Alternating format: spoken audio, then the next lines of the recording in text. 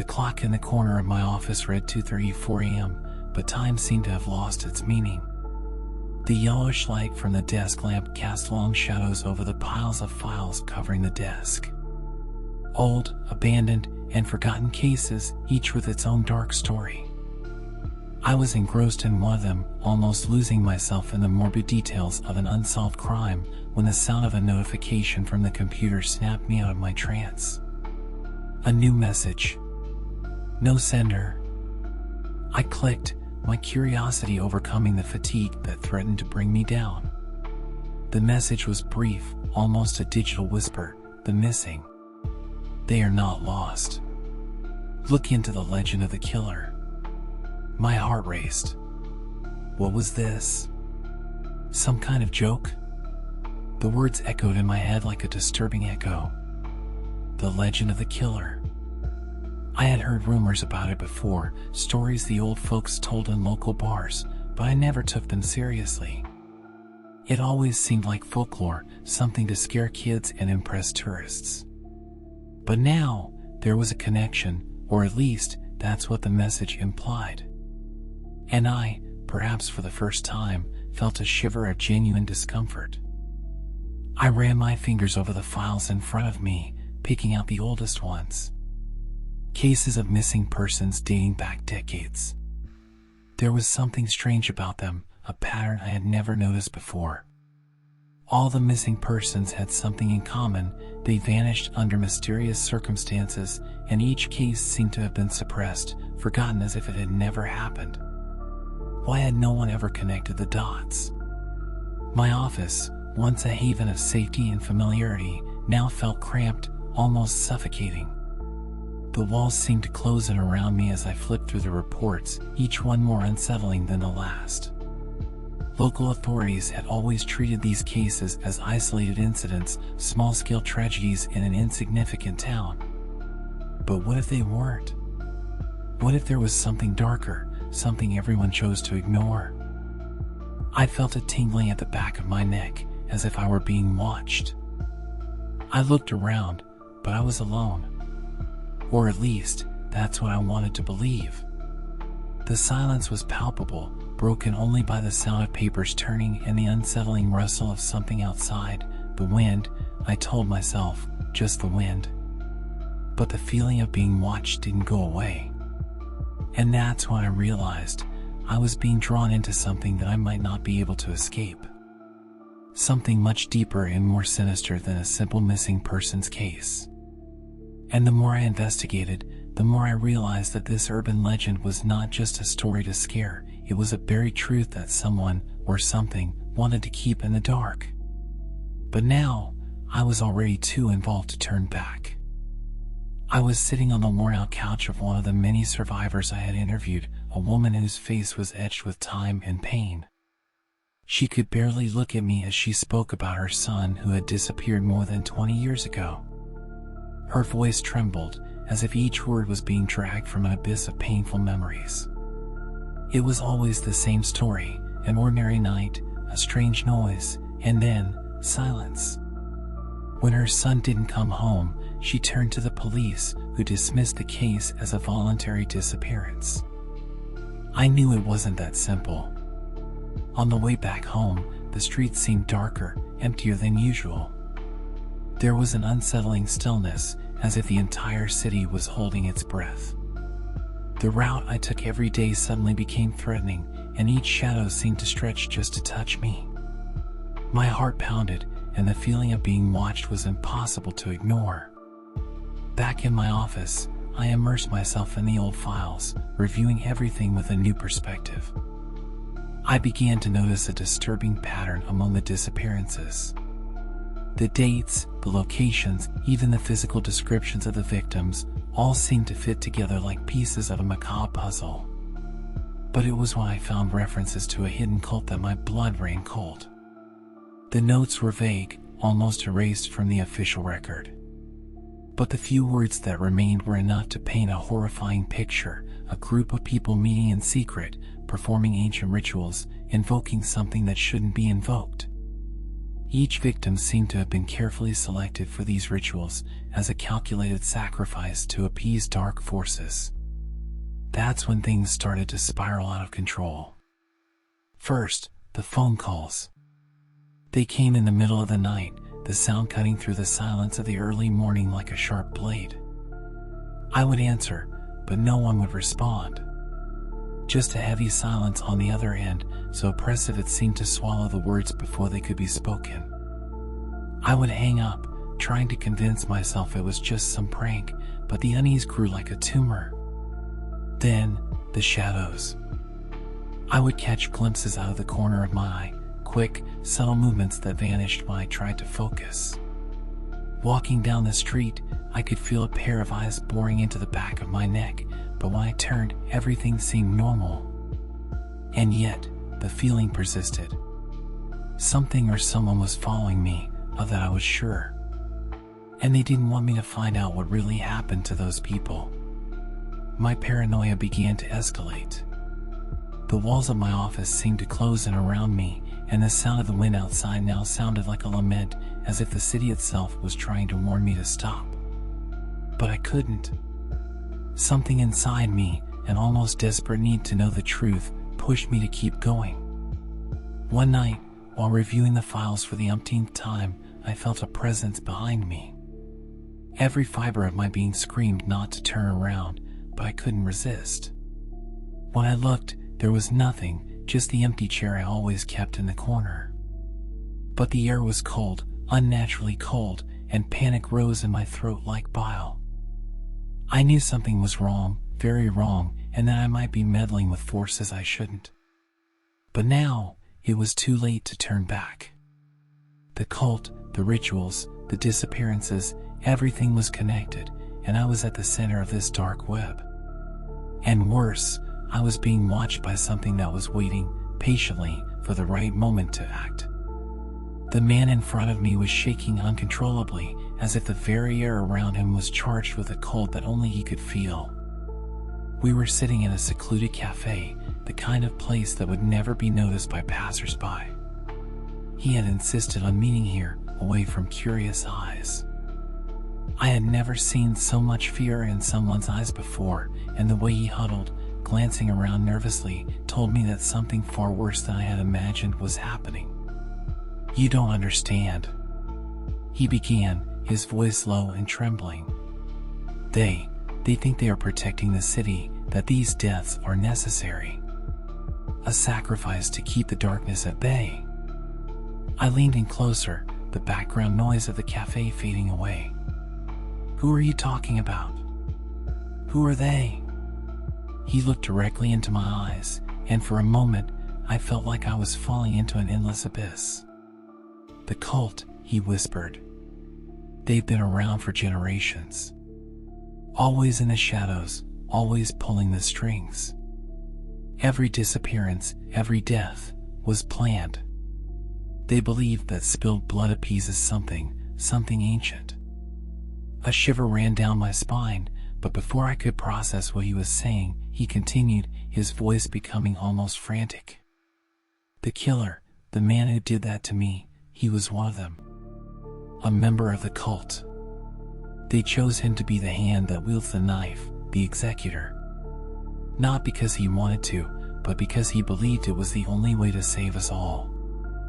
I leaned back, feeling an overwhelming weight on my chest. What he was saying was impossible. And yet, the conviction in his voice, the panic in his eyes, told me he believed every word. "They're still active, aren't they?" My voice came out weaker than I have liked. He nodded slowly, the shadow of a man who was already dead, even though his heart still beat. "Yes. And you've gotten too close. They know who you are, what you're doing. And they won't let you escape." I felt a pang of pure fear. All those silent phone calls, the shadows that seemed to follow me, it all started to make sense. The cult knew I was getting close to the truth, and now I was a threat that needed to be eliminated. Before I could ask more, the man abruptly stood up, knocking over his chair in the process. "I need to go. They're coming," They always know. Don't look for me. Don't try to find me. With that, he ran out of the cafe, leaving me alone with the heavy words and the oppressive silence that seemed to suffocate everything around me. I stood there, frozen, trying to process what had just happened. Minutes later, I left the cafe and noticed that the world outside had changed. Every person who passed by seemed to know something I didn't. Their furtive glances made me question every face. The entire city seemed to be conspiring, whispering secrets in a language I couldn't understand. Arriving home, the phone rang again. The sound made me jump. Fear was now a reflex. I answered, but on the other end, there was only silence. I could feel their breath, slow and measured, as if they were waiting for me to speak first. But there was nothing to say. They knew I knew. That's when I realized the man I had interviewed, he was right. And now, he was missing, just like the victims before him. I was alone, surrounded by shadows and ancient secrets that should never have been unearthed. My mind was on high alert. Every sound, every misplaced movement was a threat. I no longer knew whom to trust, or if there was anyone to trust. The city that once seemed so peaceful and familiar was now a trap, with the cult hidden around every corner, waiting to pull me into the darkness.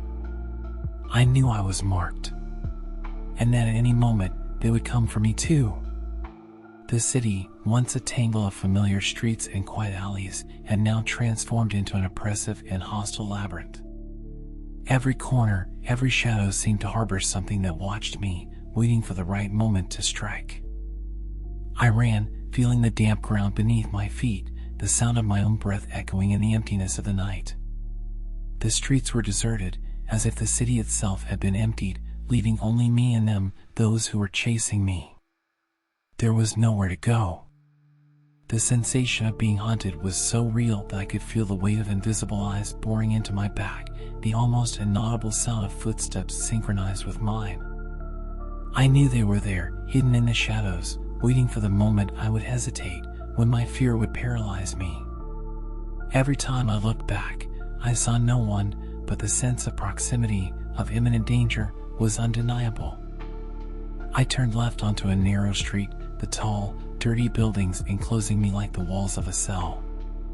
The wind cut across my face, bringing with it a cold that seemed to penetrate to my bones.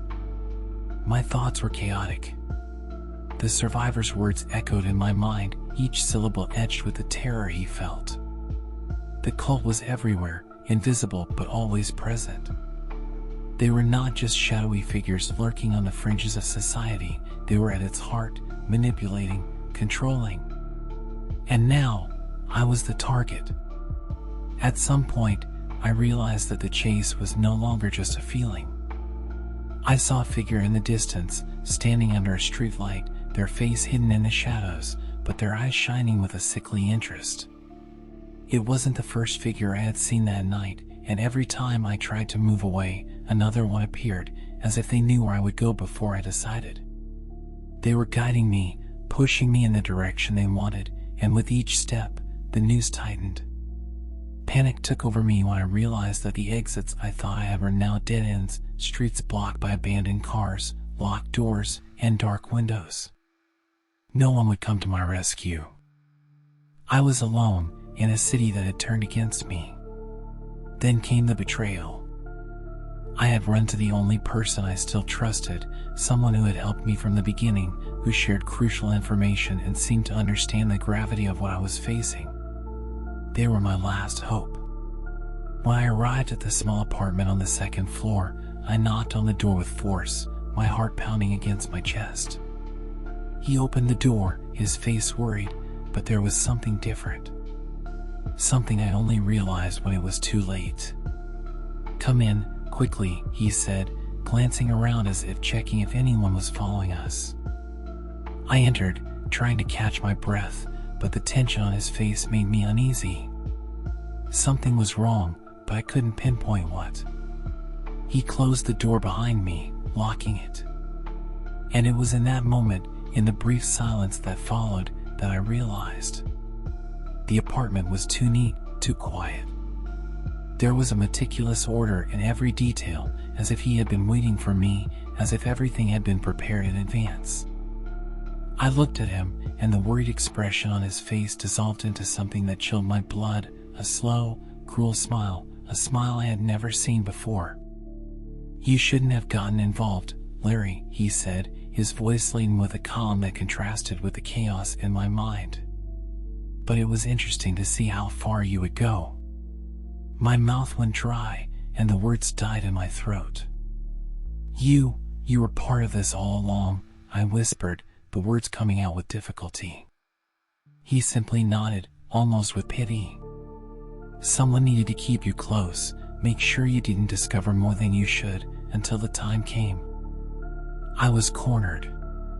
The apartment was small, with no windows to escape through, and he was blocking the only exit.